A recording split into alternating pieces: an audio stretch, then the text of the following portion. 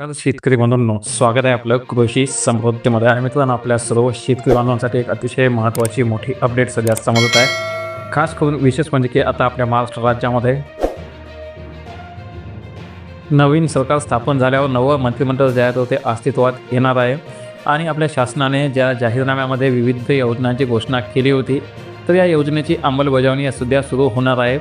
आणि त्यामुळे केंद्र तसेच राज्य सरकारच्या विविध योजनांचा लाभ नागरिकांना मिळत असतो. आणि केंद्र सरकारची जी आपली प्रधानमंत्री किसान सन्मान निधी योजना आहे आणि त्यासोबतच जी आपली महाराष्ट्र सरकारची नमो शेतकरी महासन्मान निधी योजना आहे आणि त्यासोबतच आपल्या महाराष्ट्रातील लाडक्या बहिणींसाठी मुख्यमंत्री माझी लाडकी बहीण योजना जी आहे, तर या 3 योजना अत्यंत महत्त्वाच्या आहेत. आणि या तिन्ही योजनांद्वारे थेट शेतकऱ्यांच्या खात्यामध्ये तसेच महिलांच्या खात्यामध्ये जे आहेत तर ते पैसे पाठवले जाऊ शकत असतात. आणि महत्त्वाचं म्हणजे की आता डिसेंबर महिन्यात या योजनांचा लाभ जो आहे तो दिला जाऊ शकतो. आणि या तिन्ही योजनांचे पैसे एकदाच शेतकऱ्यांच्या आणि महिलांच्या खात्यामध्ये जमा होऊ शकतात.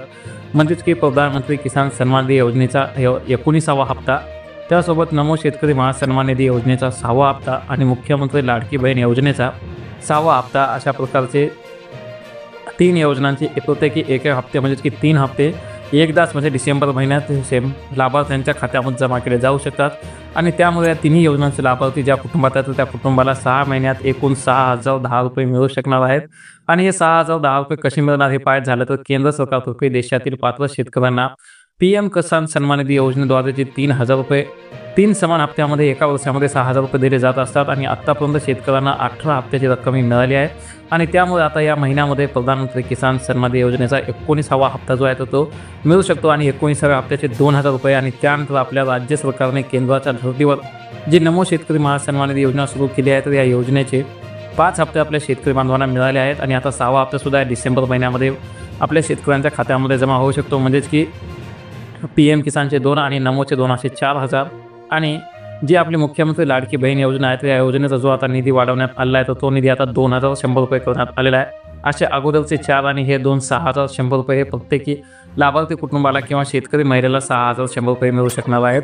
आणि जी आपली मुख्यमंत्री माझी लाडकी बहीण योजना आहे त्या योजनेमध्ये जी आहे तर ती वाढ होणार आहे. कारण की महाराष्ट्र शासनाने जुलै महिन्यात ही आपली योजना सुरू केली आहे. आणि या योजनेनुसार पात्र महिलांच्या खात्यामध्ये दरमहा 1,500 रुपये पाठवले जाणार आहेत.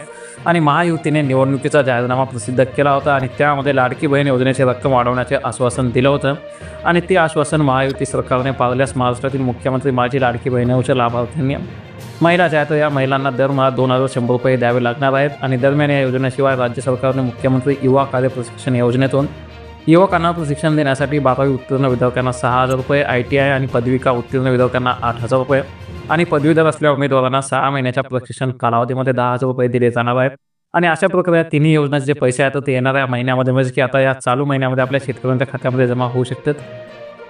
अशा प्रकारची एक महत्त्वाची अपडेट होती. तर आपल्या जास्तीत जास्त मित्रांना तसेच शेतकरी बांधवांना आणि आपल्या राज्यातील महिलांना हा व्हिडिओ ही माहिती ही अपडेट नक्की शेअर करा. चॅनलवर नवीन असतात ताबडतोब आता चॅनलला सबस्क्राईब करून सोबतच बेल आयकॉन दाबायला सुद्धा अजिबात विसरू नका. धन्यवाद.